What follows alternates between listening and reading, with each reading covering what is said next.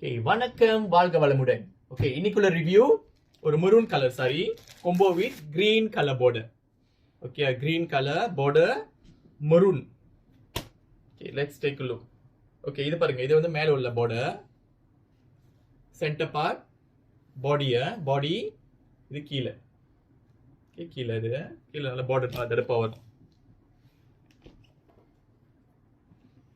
Okay, பாருங்க பாடி.